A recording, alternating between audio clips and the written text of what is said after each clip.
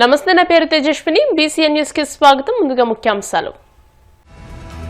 ఒంగోలులో ఘనంగా ప్రకాశం జిల్లా 56వ ఆవిర్భావ దినోత్సవ వేడుకలు. టంగుటూరి ప్రకాశం పంతులు విగ్రహానికి పూలమాలలు వేసి నివాళులర్పించిన మంత్రి డోలా. చిత్తూరు జిల్లా పొంగునూరు నియోజకవర్గంలో జనసేన భారీ బహిరంగ సభ. మాజీ మంత్రి పెద్దిరెడ్డిపై నిప్పులు చెరిగిన పార్టీ ప్రధాన కార్యదర్శి నాగబాబు.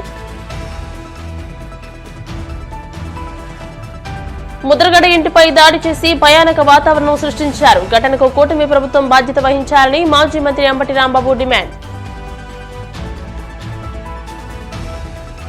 వసంత పంచమి వేళ బాసర సరస్వతీదేవి ఆలయానికి పోటెత్తిన భక్తులు. కుటుంబ సమేతంగా అమ్మవారిని దర్శించుకున్న ప్రముఖ సినీ నిర్మాత దిల్ రాజు. ఎటువంటి పరిస్థితులు ఉన్నా జిల్లాను అభివృద్ధి చేయడమే లక్ష్యంగా పనిచేస్తానని మంత్రి డోలా బాల వీరాంజనేయ స్వామి తెలిపారు. ప్రకాశం జిల్లా 56వ ఆవిర్భావ దినోత్సవం సందర్భంగా ఒంగోలులోని ప్రకాశం భవనంలో ప్రత్యేక కార్యక్రమం నిర్వహించారు. తొలుత కలెక్టరేట్ ఆవరణలో ఉన్న ప్రకాశం పంతులు విగ్రహానికి కలెక్టర్ తమీం అన్సారియా, ఎమ్మెల్యేలు Damacharla Janardhan, Vijay Kumar, maritime board chairman Damacharla Satya, tourism chairman Balaji అధికారులతో కలిసి ఆయన పూలమాలలు వేసి నివాళులర్పించారు. ఈ సందర్భంగా మంత్రి మాట్లాడుతూ జిల్లాలో బాల్య వివాహాల నివారణతో పాటు శిశు మరణాలు తగ్గించనున్నట్టు చెప్పారు. నీటిపారుదల, పారిశ్రామిక రంగాల్లో అభివృద్ధి చేసి జిల్లా నుంచి వలసలు తగ్గించడంపై దృష్టి సారించామన్నారు.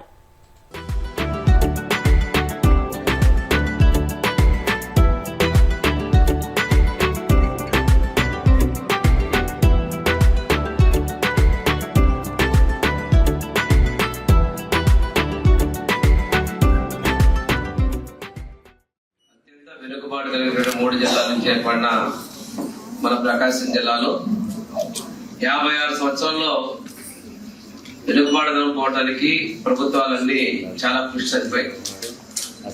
కానీ ఆశించినంత స్థాయిలో మనం పూర్తిగా సాధించుకోలేకపోయాం. ఇప్పుడు పెద్దలందరూ చెప్పారు, కలెక్టర్ గారు కూడా ముఖ్యమంత్రి గారి యొక్క ఆలోచన ఆశయాలు కూడా తెలియజేశారు. ప్రకాశం ప్రగతికి సంబంధించి విజన్ డాక్యుమెంట్ లో కూడా మన కలెక్టర్ కాన్ఫరెన్స్ లో మన ప్రకాశం జిల్లాది కలెక్టర్ గారు ప్రజెంట్ చేసిన ఈ విజన్ డాక్యుమెంట్ కి 2వ అవార్డు కూడా రావడం కూడా జరిగింది. అంటే ఆలోచనలో ప్రణాళిక విజన్ 47 లో భాగంగా ముఖ్యమంత్రి గారు చెప్పేటువంటి 10 సూత్రాలకి టార్గెట్స్ విషయంలో మనం గోల్ ఫిక్స్ చేసుకొని ముందున్నాం. ఇందాక కలెక్టర్ ప్రసంగంలో చెప్పినట్టు బాల్య వివాహాలు ఇది నిరోధించడం మనందరి బాధ్యత. రెండోది చిన్న బిడ్డలు, తల్లు, మాతృ మరణ శిశు మరణాలు అవి కూడా మన జిల్లాలో ఎక్కువగా ఉన్నాయి. వాటిని నివారించేందుకు కూడా మనందరి సహకారం కావాలి. విద్యాపరంగా చూసుకుంటే మనం ఇంకా వెనుకబాటులోనే ఉన్నాం. ఇన్స్టిట్యూట్స్ విషయాల్లో తెలుగుదేశం ప్రభుత్వం ఉన్నప్పుడు ఇక్కడ యూనివర్సిటీ, ఆ రోజు ప్రకాశ్ యూనివర్సిటీగా పెట్టుకోవడం జరిగింది. అయినప్పటికీ కూడా పూర్తి స్థాయిలో యూనివర్సిటీ ఎస్టాబ్లిష్ కాలేదు. అది పూర్తి చేసే విధంగా అందరం కూడా సమిష్టిగా కృషి చేస్తున్నాం. అది పూర్తి స్థాయిలో సేవలు అందించే విధంగా మనందరం కూడా చొరవ తీసుకునే విధంగా కలెక్టర్ గారికి కూడా దానికి సంబంధించినటువంటి ప్రతిపాదనలు కూడా గవర్నమెంట్ పంపించాలని కూడా నేను రిక్వెస్ట్ చేస్తున్నాను. రెండోది హార్టికల్చర్ యూనివర్సిటీ ఆ రోజు మనం తీసుకొని రావడం జరిగింది. అది 2022లో విభజన తర్వాత కందుకూరు డివిజన్ ద్వారా నెల్లూరుకి వెళ్ళింది. సమీపంలో కందుకూరు కూడా మన ప్రకాశం జిల్లాలో కలవబోతా ఉంది. ఆ హార్టికల్చర్ యూనివర్సిటీ కూడా తిరిగి మన ప్రాంతాల్లోనే మనం అభివృద్ధి చేసుకునే అవకాశం. ప్రకాశం జిల్లాని చూస్తే ఇప్పుడు రాష్ట్రంలోనే లార్జెస్ట్ ఏరియా కలిగిన జిల్లా, 14,323 స్క్వేర్ కిలోమీటర్స్. అదే విధంగా వరల్డ్ ఫేమస్ బ్లాక్ ప్యాలెసీ గ్రానైట్ మన డిస్ట్రిక్ట్ లో మాత్రమే ఉంది. ఇది ఎక్కడ లేని రిసోర్సెస్ మన డిస్ట్రిక్ట్ లో ఉంది. అదే విధంగా మన జిల్లాని చూస్తే 31% forest resources, 55 kilometre coast line aqua resources ఉన్నాయి. ఒంగోలు బుల్. అదే విధంగా రాష్ట్రంలోనే మన జిల్లాలో 6 నేషనల్ హైవే ప్రాజెక్ట్స్ మన డిస్ట్రిక్ట్ లో ఉన్నాయి. మన డిస్ట్రిక్ట్ ఒక లొకేషనల్ అడ్వాంటేజ్ కూడా ఉంది. విజయవాడ నుంచి పక్కన, అదే విధంగా చెన్నై నుంచి పక్కన ఉన్న ఒక డిస్ట్రిక్ట్. ఇటువంటి అడ్వాంటేజెస్ కలిగిన జిల్లా మన ప్రకాశం. చిత్తూరు జిల్లా పొంగనూరు నియోజకవర్గంలోని సోమల గ్రామంలో నిర్వహించిన జనంలోకి జనసేన భారీ బహిరంగ సభకు పార్టీ ప్రధాన కార్యదర్శి నాగబాబు హాజరయ్యారు. ఈ సభలో ఆయన మాట్లాడుతూ ఇచ్చిన హామీలన్నీ అమలు చేస్తూ వస్తున్నామని తెలియజేశారు. పెద్దిరెడ్డి తన అనుచరులతో సబ్ కలెక్టర్ ఆఫీస్ దగ్ధం చేయించాడని ఆరోపించారు. మంగళంపేటలో 70 ఎకరాలు దోచుకుని గెస్ట్ హౌస్ నిర్మించారని, ఎర్రచందనం అక్రమ రవాణా కోసం ప్రభుత్వ నిధులతో రోడ్డు వేసుకున్నారని దుయ్యబట్టారు. పెద్దిరెడ్డి అక్రమాలన్నీ బయటకు తీస్తామని, వైసీపీ నేతలందరి మీద చర్యలు ఉంటాయని అన్నారు. జగన్ పెద్దిరెడ్డి ద్వారంపూడి సహా అందరినీ మెడపెట్టి లోపలికి తోస్తానని ఆయన చెప్పుకొచ్చారు. సో ముందు పెద్దిరెడ్డి అక్రమాల గురించి ఇక్కడంతా స్టేజ్ మీద ఉన్న చాలా మంది ఉన్నారు, మా జన సైనికులు, వీర మహిళలందరూ. అలాగే ఇక్కడున్న ఏ రాయి రప్ప చెట్టు పుట్టం కదిలించినా సరే ఈ పెద్దిరెడ్డి అక్రమాలు ఎన్ని దారుణాలు చేశారు ప్రతి ఒక్కళ్ళు చెప్తారు. లాస్ట్ టైం వచ్చినప్పుడు కూడా చెప్పారు. అయినా ఒకసారి మీకు గుర్తు చేయాలి, అన్నీ ఉన్నాయి, అన్ని లిస్ట్ ఉన్నాయి. రాయలసీమ మొత్తం మీద దాదాపు 23 ఎకరాల భూమిని దోచుకున్నాడు ఈ పెద్దిరెడ్డి. ఆయన దోచుకున్న భూముల రికార్డులు లేకుండా తన అనుచరులతో మదనపల్లి తహసీల్దార్ కార్యాలయంలో ఫైల్స్ దగ్ధం చేయించాడు. తగలబడిన ఫైల్స్ చాలా వరకు 22A కింద ఉన్న ప్రభుత్వ భూములకు సంబంధించిన డాక్యుమెంట్లు ఉందని సిఐడి అధికారులే నిర్ధారించారు. పుంగనూరు పాడి రైతులు నిలువున దోపిడీ చేస్తున్నారు. లీటర్ పాలకి కేవలం 20 రూపాయలు ఆయనే నిర్ధారించి తన సొంత డైరీకి పాలు తరలించాలని పాడి రైతుల్ని బెదిరిస్తున్నారు. మద్యం అక్రమ దందా మొత్తం పెద్దిరెడ్డి రామచంద్రారెడ్డి కనుసన్నల్లోనే నడిచింది. మద్యం క్వాలిటీ లేదన్న ఒక దళితుడిని నెక్స్ట్ డే చంపించారు. ఈ మద్యం ఏంటో ఇంత దరిద్రంగా మూత్రంలో ఉంది అన్నందుకు నెక్స్ట్ డే చంపేశారండి. ఎర్రచందనం అక్రమ రవాణా కోసం అడవుల్లో రోడ్లు వేయించుకున్నారు. అటవీ శాఖ మంత్రి పదవి అడ్డం పెట్టుకుని రాష్ట్ర వ్యాప్తంగా మైనింగ్ ద్వారా ఇసుక, మట్టి, కంకర, గ్రానైట్ తదితర ప్రకృతి సంపదను దోచుకున్న అడవి దొంగ నువ్వు పెద్దిరెడ్డి రామచంద్రారెడ్డి. 2 లక్షల కోట్లు లెక్క పెట్టాలంటే ఎంతసేపు పడుతుందో, ఎన్ని రూములు కావాలో అర్థం చేసుకోండి. ఆయన అక్రమాస్తుల విలువ మన రాష్ట్ర బడ్జెట్ 2 లక్షల కోట్లను దాటిపోయింది. సరే, అన్నిటికన్నా సిగ్గుపడాల్సిన విషయం ఏంటంటే ఈ పెద్దిరెడ్డి రామచంద్రారెడ్డి అనే వ్యక్తి దాదాపు 2 లక్షల పైగా ఓట్లు వేసి గెలిపిస్తే శాసనసభకు వచ్చి నీ ప్రజల తరఫున నీ గొంతు వినిపించడానికి ధైర్యం చాలా. నీకు ఎమ్మెల్యే పదవి ఎందుకు? అర్జెంటుగా రాజీనామా చేయాలని మేమందరం డిమాండ్ చేస్తున్నాం. నీకే కాదు, మీ వైసీపీలో 11 మంది ఎమ్మెల్యేలు ఇంక్లూడింగ్ మీ నాయకుడు జగన్ రెడ్డి కూడా గెలిచి ఎందుకు మీరు శాసనసభకు రాలేకపోతున్నారు? ఎందుకు మీ వాయిస్ వినిపించలేకపోతున్నారు? భయం.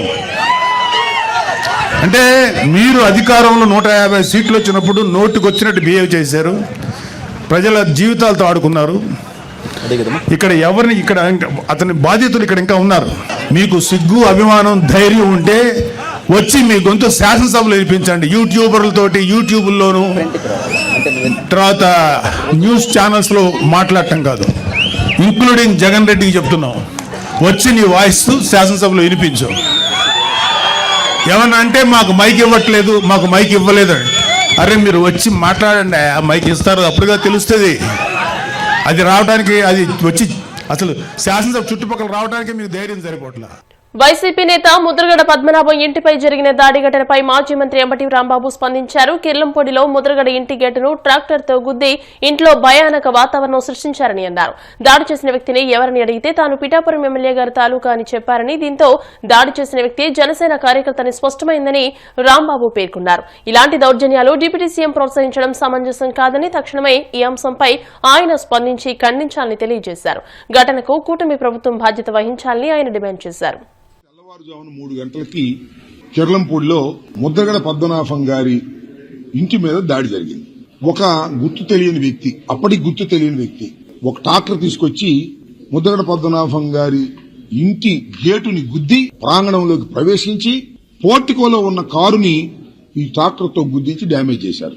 దాంతో పాటు అక్కడ రౌండ్లు వేసి ముద్రగడ పద్మనాభం గారి ఫ్లెక్సీలు, జగన్మోహన్ రెడ్డి గారి ఫ్లెక్సీలు, వారి అబ్బాయి గిరి ఫ్లెక్సీలు కూడా చించేసి అరాచకమైనటువంటి పరిస్థితిని సృష్టించారు. అతను ఎవరు ఏమిటి అని వెళ్లి అడిగితే నేను పిఠాపురం ఎమ్మెల్యే గారి తాలూకా అని మాట్లాడుతా ఉన్నాడు. నిజంగానే ఎంక్వైరీ చేస్తే పోలీసులు వచ్చారు, పోలీసులు పట్టించారు. ఆ ఆవేశంలో 4 దెబ్బలు కూడా వేశారు అతన్ని. పోలీసులు పట్టించి చేశారు. నేను ఈ సందర్భంగా చెప్పదలుచుకుంది ఏంటంటే పిఠాపురం ఎమ్మెల్యే గారికి మీ ద్వారా విజ్ఞప్తి చేస్తున్నా. అయ్యా, ఆయన జనసేన కార్యకర్త అని తేల్చారు. ఆయన కూడా నేను పిఠాపురం ఎమ్మెల్యే గారి తాలూకా అని చెప్తున్నారు. ఇలాంటి దౌర్జన్యాలను మీరు ప్రోత్సహించడం సమంజసం కాదు.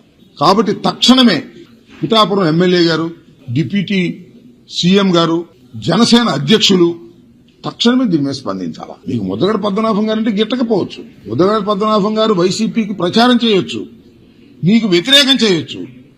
అయితే ఇలా జనసేనకు సంబంధించినటువంటి వ్యక్తులు ఇంటి మీద దాడి చేయటాన్ని మీరు ఖండించకపోతే ఈ ప్రజాస్వామ్యంలో మీరు దౌర్జన్యాలను ప్రోత్సహించేటటువంటి వ్యక్తిగా ముద్రపడేటువంటి అవకాశం ఉంది. తక్షణమే డిప్యూటీ సీఎం గారు, జనసేన అధ్యక్షులు దీని మీద నోరు విప్పి చెప్పవలసినటువంటి అవసరం ఉందని ఈ సందర్భంగా నేను చెప్పదలుచుకున్నాను. ఇలాంటి సంఘటనలను ప్రజాస్వామ్యంలో అందరూ ఖండించాలి. నివాసాల మీదకి వెళ్లి దాడులు చేసేటటువంటి పరిస్థితి ఇవాళ మీరు కల్పిస్తున్నారు. దీనికి కూటమి ప్రభుత్వం బాధ్యత వహించవలసిన అవసరం ఉంటుందని, ఎవరైతే దాడికి పాల్పడ్డారో వారి మీద పోలీసు వారు కఠినమైన చర్యలు తీసుకోవాల్సిందిగా కూడా ఈ నూతనంగా వచ్చినటువంటి డీజీపీ గారికి కూడా నేను మీ ద్వారా తాడేపల్లిగూడెం పట్టణం 11వ వార్డులో శ్రీ కనక మహాలక్ష్మి అమ్మవారి నూతన ఆలయ విగ్రహ ప్రతిష్టాపన అత్యంత వైభవంగా జరిగింది. ఆలయ కమిటీ ఆధ్వర్యంలో నిర్వహించిన ఈ కార్యక్రమానికి ప్రభుత్వ విప్ ఎమ్మెల్యే బొలిశెట్టి శ్రీనివాస్, మాజీ మంత్రి కొట్టు సత్యనారాయణ, టీడీపీ నియోజకవర్గ ఇన్ఛార్జి బలవల బాబ్జీ, బీజేపీ నియోజకవర్గ ఇన్ఛార్జి ఈతుకోట తాతాజీ ముఖ్య అతిథులుగా పాల్గొని అమ్మవారిని దర్శించుకున్నారు. ఈ సందర్భంగా ఆలయ కమిటీ అధ్యక్షులు కాళ్ల గోపీకృష్ణ, కార్యదర్శి శివాజీ, కోశాధికారి మురళీధర్ ఆధ్వర్యంలో ఆలయంలో ప్రత్యేక పూజలు నిర్వహించారు.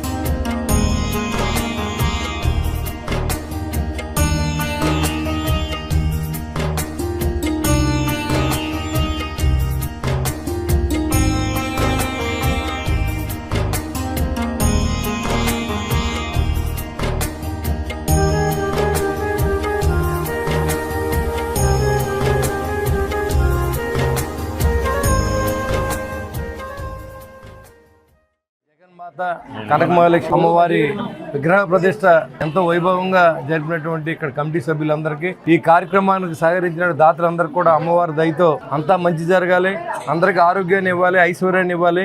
ఈ తాడేపూడెం పట్టణం ఇంకా అభివృద్ధి చెందేలాగా అమ్మవారి ఆశీస్సులు కావాలని చెప్పి నేను మనస్ఫూర్తిగా కోరుకుంటా ఉన్నా. ఎంతో పట్టుదలగా విశాఖపట్నంలో ఏ రకంగా అయితే అమ్మవారి టెంపుల్ ఉందో అదే విధంగా మరి ఇక్కడ ఈ టెంపుల్ కట్టించడానికి సహకరించినటువంటి పెద్దలు గోపి గారు కానీ, అలాగే మన తమ్ముడు శివాజీ గాని, మురళి గారు, రవి గారు, నారాయణరావు గారు, పెద్దలందరూ కమిటీ సభ్యులందరికీ పేరు పేరున నా ఉదయపూర్వ నమస్కారం.